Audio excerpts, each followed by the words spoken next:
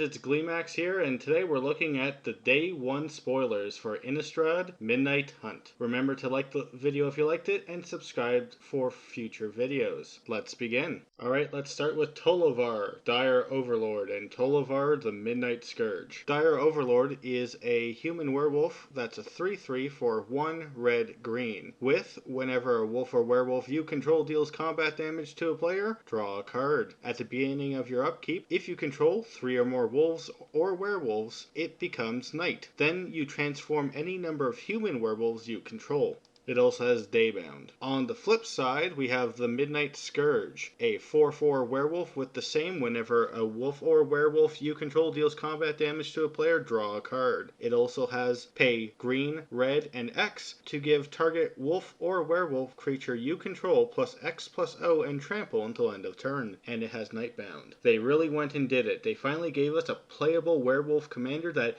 helps our werewolves transform. The coastal piracy effect on both sides is nice, as well as the Kessig Wolf Run ability on the backside being a fantastic callback to an older Innistrad card. But really, the best part of this card is that it helps to transform all of our werewolves, with the only hoop being controlling 3 werewolves at any given time. It's also a rare, so pick it up cheap and build out a commander deck that Jacob would be proud of. Next up is Arlinn the Pax Hope and Arlinn Moon's Fury. Arlinn Pax Hope is a planeswalker for 2 red-green for starting loyalty with Daybound. Her +1 ability is until your next turn you may cast creature spells as though they had flash, and each creature you control enters the battlefield with an additional +1/+1 counter on it. You can also -3 her and create 2 2/2 green wolf creature tokens. On the back side, Arlinn Moon's Fury has Nightbound and +2 to add red and green, and pay 0, and until end of turn, Arlinn the Moon's Fury becomes a 5/5 werewolf creature with indestructible trample and haste. This is not a bad planeswalker at all, especially the Nightbound side being a very aggressive beater. This Day and Nightbound mechanic is super interesting, and I will probably be doing a video on the mechanic as a whole once the full spoiler is out. On the front side, the Yeva Nature's Herald-like effect is probably best used in a standard werewolf deck. I never know enough about standard to actually say whether or not that's good enough for standard, but Vedalken Orrery is a very powerful effect, and Arlinn does give you access to that. Really though, I'm just picking her up for my Teolar build, and I'm quite excited to play her as well. Next up we have Avacyn's Memorial. For 5 white, you get a legendary artifact that is indestructible, and other legendary permanents you control have indestructible. This is not good. Seriously, Avacyn Angel of Hope gives all your permanents indestructible for the same mana value and is an 8/8 flying beat stick to boot. This is a nice homage to Avacyn, but I feel like Darksteel Plating is infinitely better in Commander, as unless you're running a Sisay build that cares about legendary permanents, this is not going to have much of an impact for you, and even if you are, Avacyn Angel of Hope is strictly better than this. This feels like it's going to be a disappointing mythic. Next up we have an ally-colored land cycle: Overgrown Farmland, Deserted Beach, Shipwreck Marsh, Haunted Ridge, and Rockfall Vale. These come into play tapped unless you have 2 or more other lands. So kinda like reverse fast lands. Slow lands, if you would. They're decent color fixing, and at rare, they will make their way into several commander builds, and I'm not super excited about them, but they do offer an additional color fixing option for allied colors. We're going to round off today with Sigarda, Champion of Light.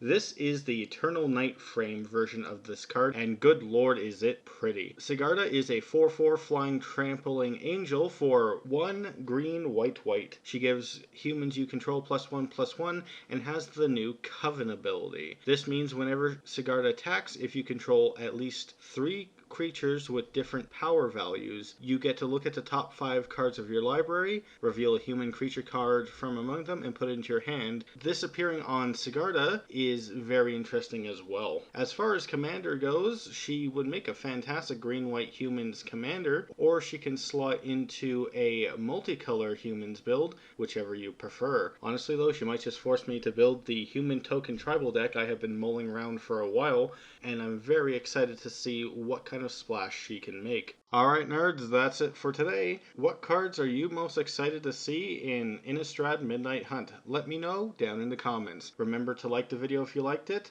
and subscribe for future content. Personally though, with the good Werewolf Commander already out of the way, I am very hyped to pick up as much Innistrad Midnight Hunt as I can get. Thanks nerds.